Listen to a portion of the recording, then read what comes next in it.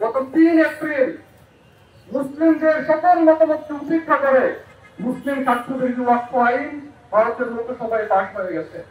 আমরা ইসলামের ইতিহাসের শুরু থেকে দেখেছি মুসলিমদের মধ্যে ওয়াকফের প্রচলন শুরু হয়েছে। সেই সাহাবায়ে কেরামের সময় থেকে নিয়ে মুসলিমরা যুগে যুগে পৃথিবীর দিকে দিকে নিজেদের সম্পত্তিগুলো আল্লাহর পথে দিয়ে দিয়েছে। যারা নিজেদের সম্পত্তিগুলো আল্লাহর রাস্তায় দিয়েছেন, সেই সম্পত্তিগুলো কিভাবে কাজে লাগবে এই ব্যাপারেও নির্দেশনা দেওয়ার এখতিয়ার মূলত তাদেরই।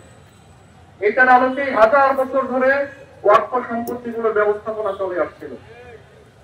ভারতেও হাজার বছর ধরে মুসলমানদের ওয়াকফকৃত সম্পত্তিগুলো ওয়াকফের যে ঐতিহ্য, ওয়াকফের যে ধর্মীয় সিস্টেম, সেটার আলোকে মেইনটেইন হয়েছে।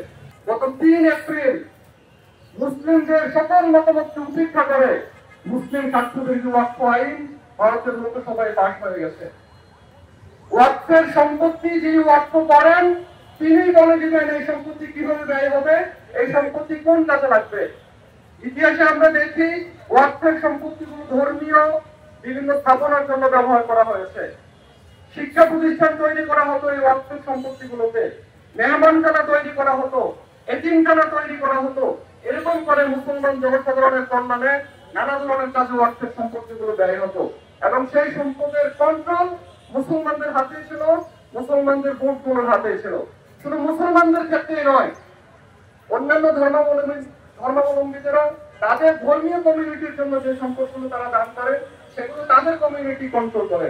কিন্তু ভারতে এই ওয়াকফ আইনে আমরা দেখি যে আইনটা 3 এপ্রিল পার্লামেন্টে পাস হয়েছে। সেখানে বলা হয়েছে ওয়াকফ বোর্ডে মুসলিম নন এরকম 2 জন সদস্যকে রাখা যাবে এবং ডিস্ট্রিক্ট কালেক্টর ওয়াকফের সম্পত্তির উপরে প্রভাব বিস্তার করতে পারবে। ওয়াকফের সম্পত্তি কিভাবে কি কাজে লাগবে সে ব্যাপারে তারা প্রভাব বিস্তার করতে পারবে। ভারতের মুসলমানরা আশঙ্কা করছেন এটার মাধ্যমে মূলত ভারতের মুসলমানদের জমি কেড়ে নেওয়ার বন্দোবস্ত করা হচ্ছে। এই ওয়াকফ আইন পাস হওয়ার পরপরই আমরা দেখেছি উত্তরপ্রদেশের ফতেপুরে একজন মুসলমানদের 20 একর জমি কবরস্থানের উপরে বুলডোজার চালিয়ে দেওয়া হয়েছে। আগামী দিনে ভারতের যে বিশাল ওয়াকফ সম্পত্তি, ভারতে 8,72,000 ওয়াকফ সম্পত্তি রয়েছে।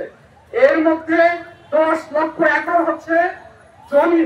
এই জমিগুলো আগামী দিনে মুসলমানদের হাতছাড়া হওয়ার উপক্রম সেখানে তৈরি হয়েছে। সেখানকার মুসলমানরা ভীত সন্ত্রস্ত। আজকে অনেকদিন ধরে সেখানে মুসলিম বিদ্বেষী নানা ধরনের কর্মকাণ্ড চলছে। আজকে ভারতের মুসলমানরা নিরাপত্তাহীন অবস্থায় দিনাতিপাত করছেন। আমরা ভারতের মুসলমানদের এই অবস্থা নিয়ে খুবই উদ্বিগ্ন। আমরা জোরালোভাবে ভারতের সরকারকে আহ্বান জানাতে চাই, আপনারা এই বিতর্কিত মুসলিম বিদ্বেষী ওয়াকফ সংশোধনী বিলটি প্রত্যাহার করুন।